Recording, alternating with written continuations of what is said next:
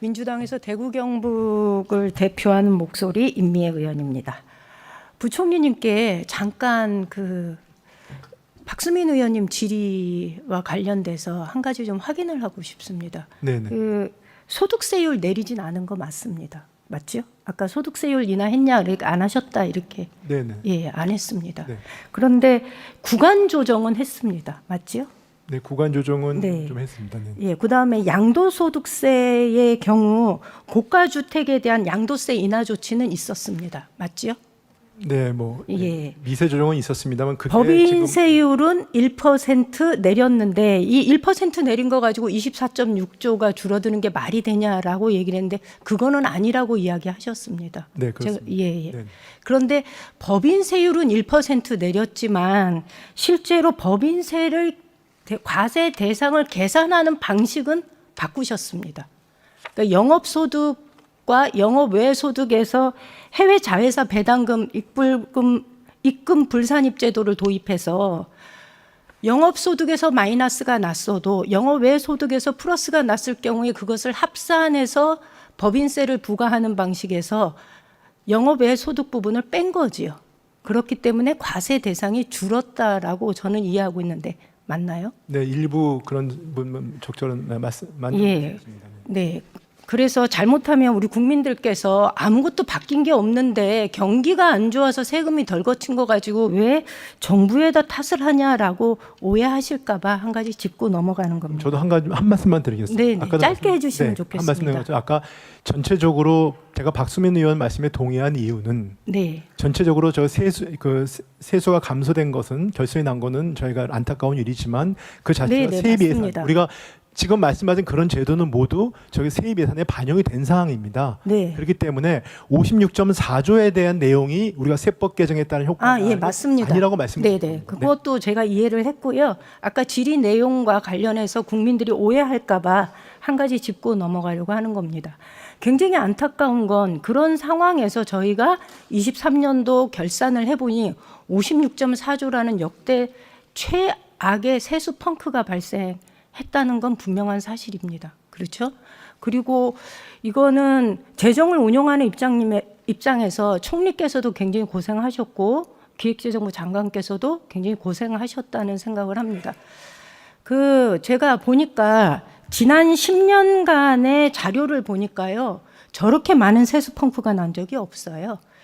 17년도에 14.3조, 그다음 18년도에 25.4조 정도가 났고 그리고 23년도에 56.4조의 마이너스가 생겼으니까 분명한 거는 정말 많이 세수 펑크가 발생했다라는 겁니다. 그러면 의문이 생깁니다. 22년도 말에 우리는 국회에서 예산 심의 의결을 했고 그런 후에 재정을 운용하는 과정에서 56.4조의 펑크가 발생했는데 그럼 이 펑크를 어떻게 행정부가 처리했느냐, 어떻게 대응했느냐라는 것에 대해서 좀 의문을 가질 수밖에 없습니다. 저는 그래서 그 부분에 대해서 좀 이야기를 해보고자 합니다.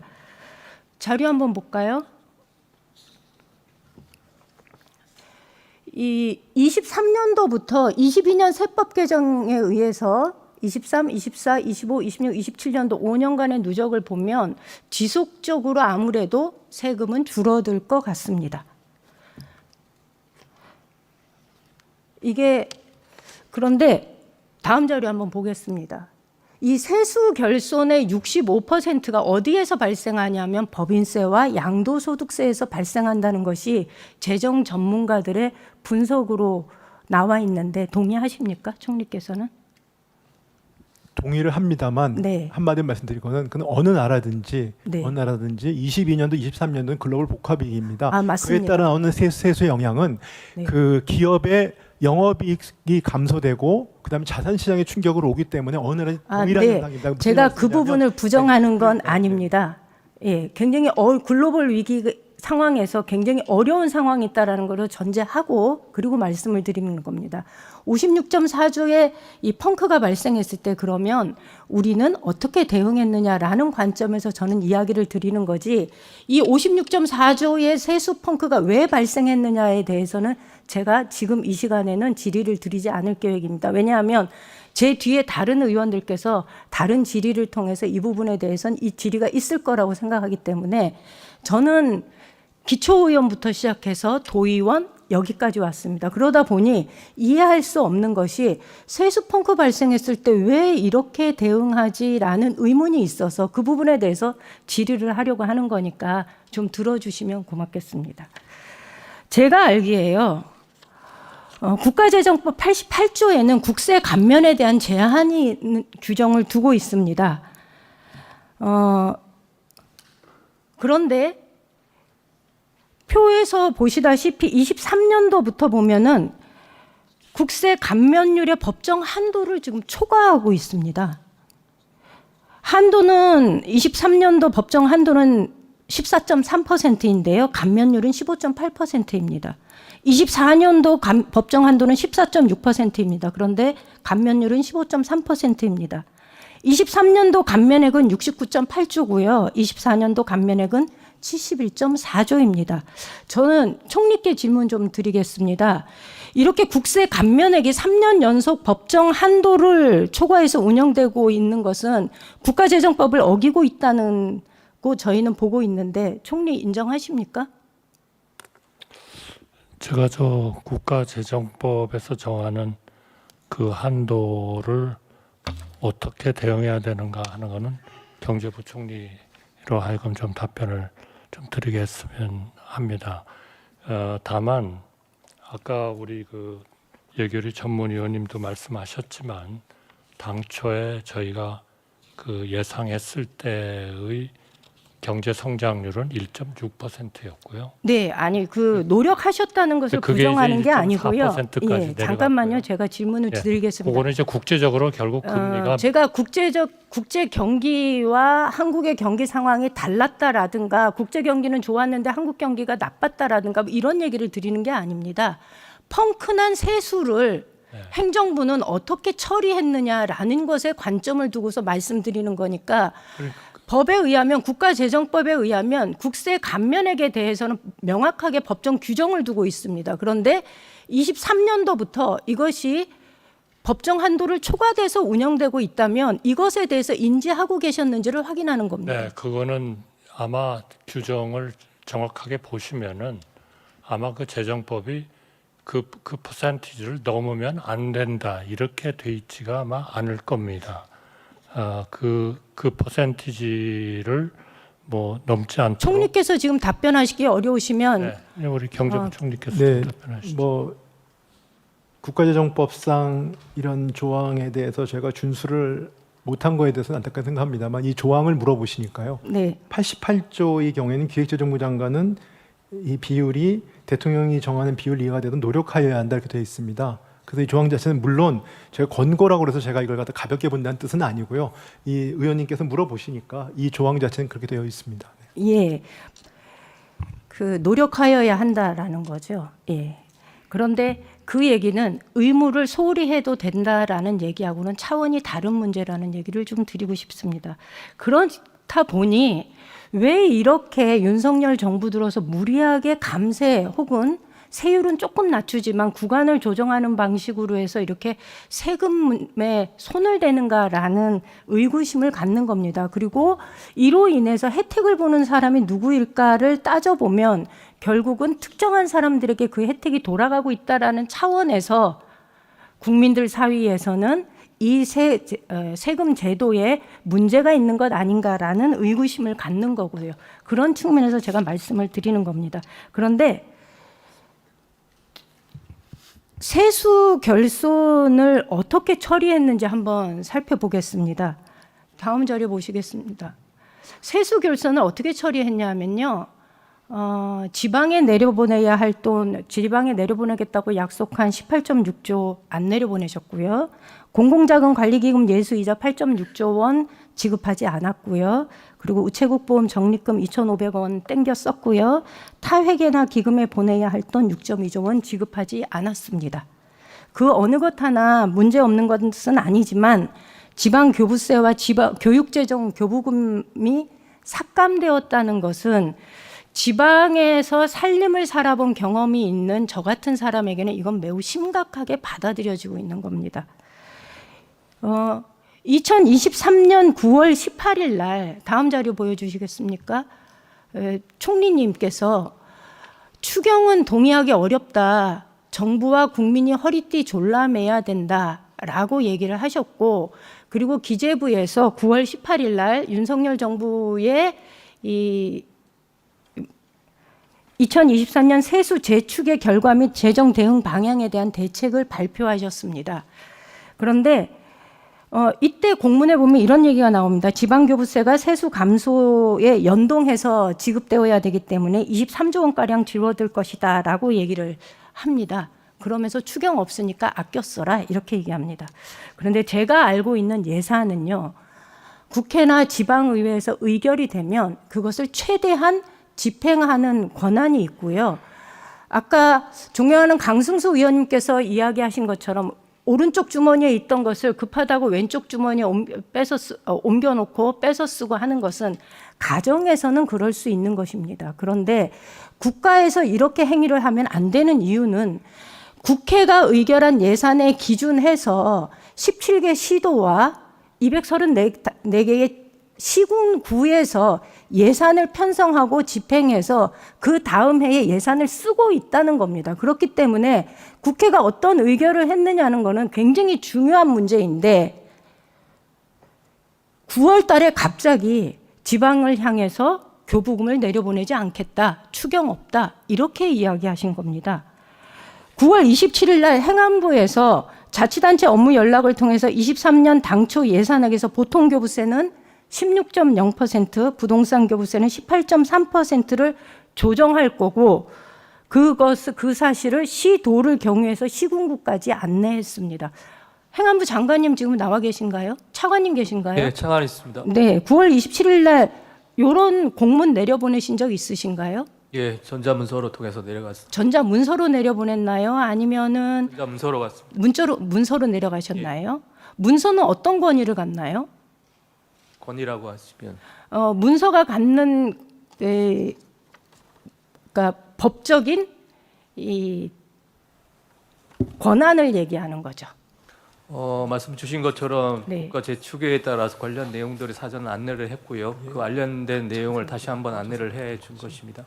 그 발표는 있었고 국회에서 예산을 의결한 것은 교부금을 정상적으로 내려보내는 것으로 의결을 했는데 어떤 권한으로 27일 날 시군구까지 교부금을 깎아서 내려보내겠다라는 통보를 하신 건가요?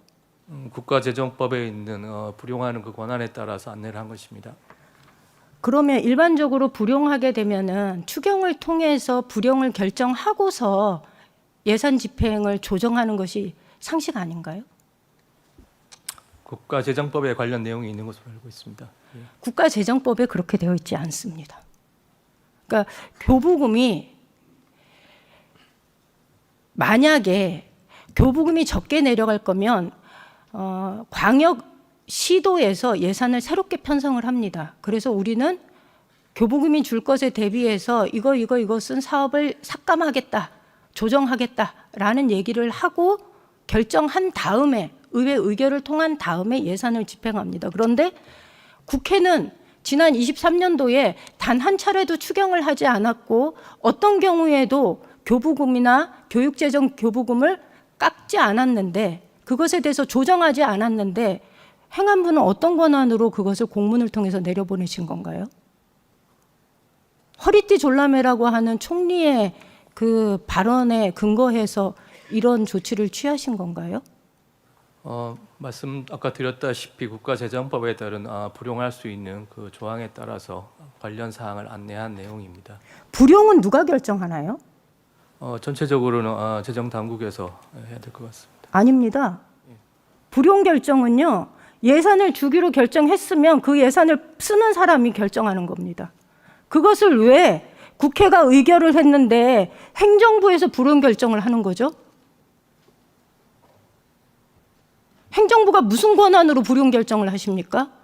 의회에서 결정하지 않았는데 결정한 금액과 또 다른 금액을 내려보내는 걸로 결정을 한다면 당연히 추경을 통해서 의결을 받았어야지요. 불용 결정 여부를 왜 행안부가 하십니까? 잘못된 거 아닌가요? 계속 말씀드리지만 지방교부세법에 있는 내용하고 국가재정법에 있는 근거 규정이 좀 다릅니다. 그럼 지방교부세법 한번 볼까요? 예. 그 행안부 차관님 잘못 알고 계십니다. 지방교부세법에 보면은요. 다만 국세가 줄어드는 경우에는 지방재정 여건 등을 고려해서 다음 연도까지 교부세를 조절할 수 있다. 이렇게 되어 있습니다. 다시 말하면 23년도에 행안부가 어떤 조치를 취했냐 하면요. 1, 4분기 중에서 3, 4분기까지는 정상적으로 교부세를 내려보내셨습니다. 그러고 나서 9월 18일 날 기재부의 발표를 통한 다음에 이후에 교부금을 줄이겠다라고 결정하신 겁니다. 그러다 보니 어떤 일이 벌어졌는지 한번 보시겠습니다. 지역에서는 지속적으로 아우성이 벌어졌습니다. 경찰은요. 예산 없으니까 야간에 순찰자 돌리지 말라고 얘기를 했고요. 소방관들은 출동수당이 없어졌다고 난리였습니다. 이 기사 작년 11월 달, 12월 달에 계속적으로 언론을 달궜던 내용인데 행안부 차관님 기억 없으십니까? 저 조치가 왜 이루어졌는지 정확하게 인식하셔야 됩니다. 저거는 행안부가 국회의 예산심의 의결권을 무시하고 지방재정법을 어기면서 정상적으로 지급되어야 할 교부금을 임의로 불용 처리함으로써 지역에선 저런 일이 발생한 겁니다. 또 하나 보여드릴까요? 지방에서 어떤 조치를 취했는지. 각각 지방에서 지방채를 발행했습니다. 왜? 9월 달까지는 정상적으로 사업이 집행되고 있었거든요. 9월 달까지 정상적으로 사업이 집행되었다는 소리는 10월 달에도 그러하게 집행이 될 거라는 것을 모든 사람들이 알고 있었던 겁니다. 그런데 갑작스럽게 교부세가 안 내려오면 어떻게 될까요? 저렇게 지방채를 발행합니다.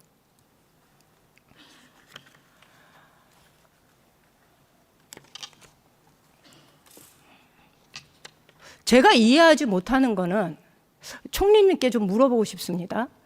총리께서는 여전히 추경을 편성하지 않은 것에 대해서 저는 아직도 이해를 못하겠는데 왜 편성하지 않으신 건가요? 분명히 의원님 걱정과 우리 집행한 것에 대한 그런 여러 가지 의견이 있으실 수 있다고 생각합니다. 그러나 재정 당국의 입장에서는 이거를 추경을 하게 되면 결국 국채를 늘리는 것 이외에는 아닙니다. 딴 방법은 없기 때문에 총리께서는 잠깐만요. 총리께서는 지금 국채를 발행할 수밖에 없어서 국가 재정에 부담이 될까 봐 추경을 하지 않았다라고 말씀을 하시는데 일반적으로 세금이 덜 거치면 국채를 발행이 아니라 부득이하게 세출을 줄이는 방법도 있는 겁니다. 그것에 대해서 지방정부에 명확하게 정상적인 과정을 통해서 우리가 부득이하게 세출을 줄여야 되고 지방세가 이러이러하다라고 얘기를 해야 되고 그래서 우리가 교부금을 내려보내지 못한다라고 얘기를 하셨어야 되는데 그러한 조치를 하지 않으신 겁니다.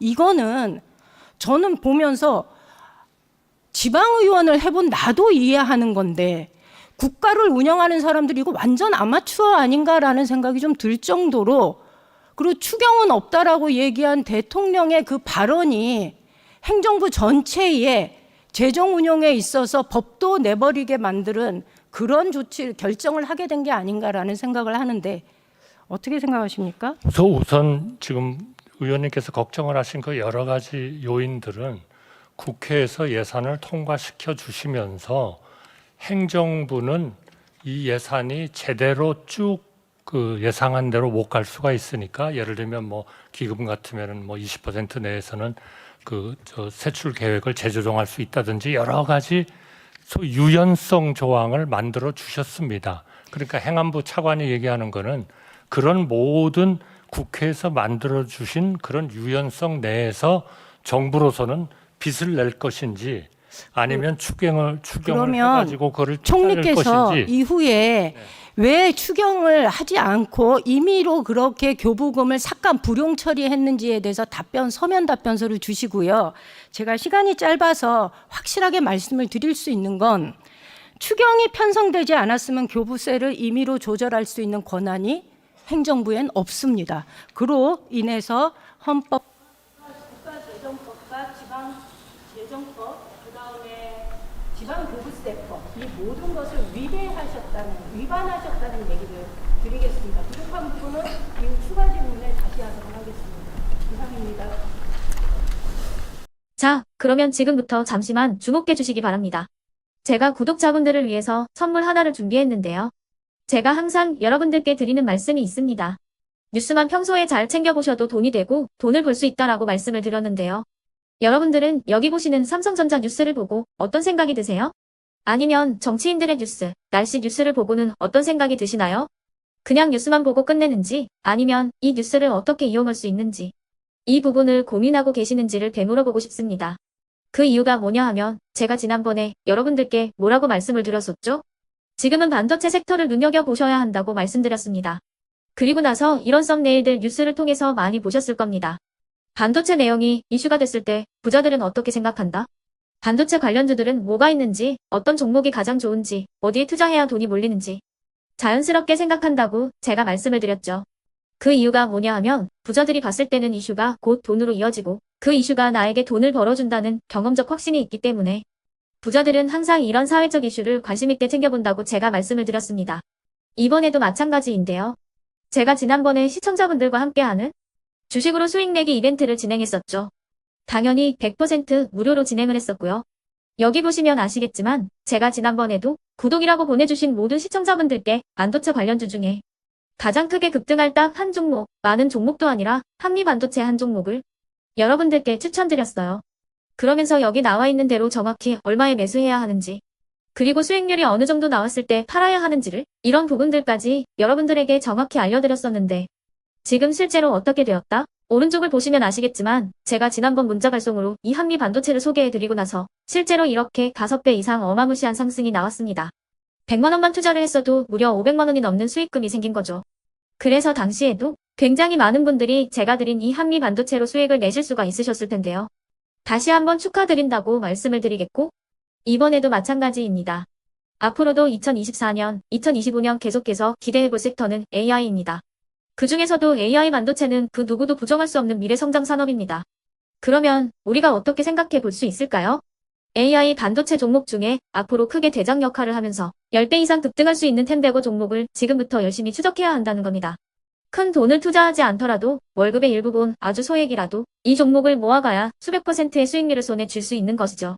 지금 여러분이 보고 계시는 이 유튜브 또한 AI 반도체와 아주 밀접한 연관이 있고 반도체야말로 대한민국의 핵심 산업으로 앞으로 더더욱 시장은 성장할 수밖에 없습니다. 그렇기 때문에 제가 이번에도 뭘 보내드리고 있냐면 지난번과 똑같이 구독이라는 문자를 보내주시면 제가 AI 반도체 관련주 중에 앞으로 대장주 역할을 하면서 주가가 가장 크게 급등할 한 종목을 여러분들께 문자 발송으로 종목명과 사고 파는 시점을 모두 알려드릴 건데요. 그 문자를 받고 여러분들이 주식으로 돈 버는 연습을 한번 해보셨으면 좋겠고요. 혹시라도 나는 주식을 하지 않는다 하시는 분들은 주변에 주식하시는 지인분들에게 말씀을 해주셔도 되고요. 아니면 연세가 있으셔서 투자가 어렵다 하시는 분들은 이 종목을 자녀분들에게 한번 사봐라. 이걸로 한번 수익을 내봐라. 이렇게 조언을 해주실 수도 있는 거겠죠. 그래서 지금 이 영상을 보시는 시청자분들 중에 나도 이번 종목이 좀 궁금하다 하시는 분들은요. 누구나 상관없이 그리고 어느 시간대나 상관없이 부담없이 010-2514-5930번으로 구독이라는 문자 보내주시면 제가 이번에도 똑같이 무료 추천 급등주 문자를 보내드리겠습니다. 이해되시겠죠? 제 번호 010-2514-5930번으로 구독이라는 문자 보내주시면 여러분들이 직접 이슈를 통해서 돈 버는 연습을 해보실 수가 있는 거고 제가 돈을 받는 것도 아니고 투자를 대신해 드리는 것도 아니기 때문에 부담 없이 신청해 주시면 되는 겁니다. 그리고 수익이 나면 저는 다른 것은 하나도 바라지 않습니다. 제 채널에 구독, 좋아요 한 번씩만 눌러주시라 이렇게 다시 한번 말씀을 드리겠습니다.